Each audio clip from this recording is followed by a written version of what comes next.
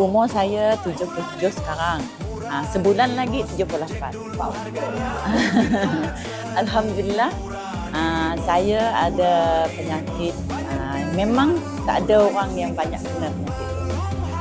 Urat di kepala ni, ujung dia ada belut. Saya pun tak tahu kenapa ada belut. Cuma saya rasa sakit, tidur payah, semua serba-serbi payah lah.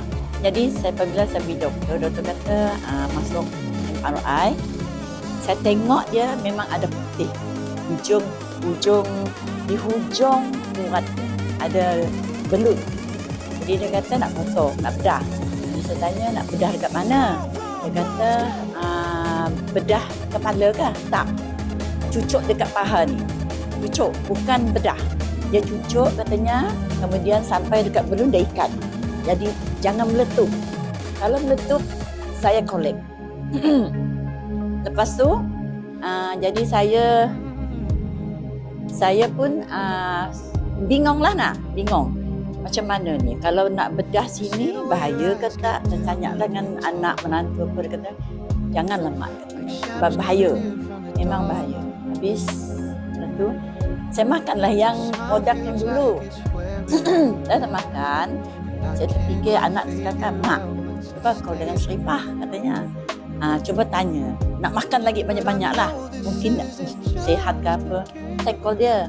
Lepas call dia kata dia tak ada buat tu lagi, dia buat mutika.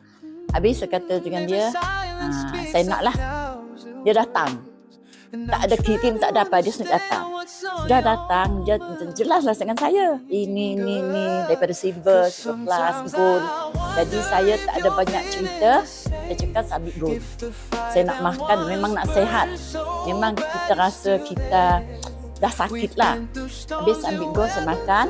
Waktu tu harga dia mahal. Jadi saya makan tu berjimat lah.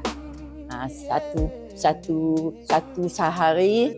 Kemudian saya rasa, saya fikir lagi, okey lah. Saya makan 2 kali sehari. Nak tidur dengan pagi. Dah makan tu, Alhamdulillah. Saya rasa sehat, tak ada lagi sakit apa-apa. Lepas tu, saya pergi MRI lagi. Dia kata, belum tu dah kecut. Alhamdulillah. Jadi saya memang on. Tapi saya tak fikir lutut kah, sakit apa, saya tak fikir. Dan lepas tu baru saya fikir, boleh aku jalan jauh. Lutut semua okey, pinggang okey, kemudian sehat. Habis saya on lah. Saya minta lagi dengan dia. Saya kata, saya minta lagi, ambil gold lagi. Jadi saya ambil dengan dia 3 gold. Untuk sendiri. Saya bukan saya tak faham nak bisnes. Habis ambil gold 3, lepas tu jumpa dengan satu kawan, cakap dia gini. Itulah dia buat. Langsunglah sampai sekarang. Alhamdulillah. Sayang dia tak ada. Cuba komen. Ada tak di antara kalian yang sakit macam tu?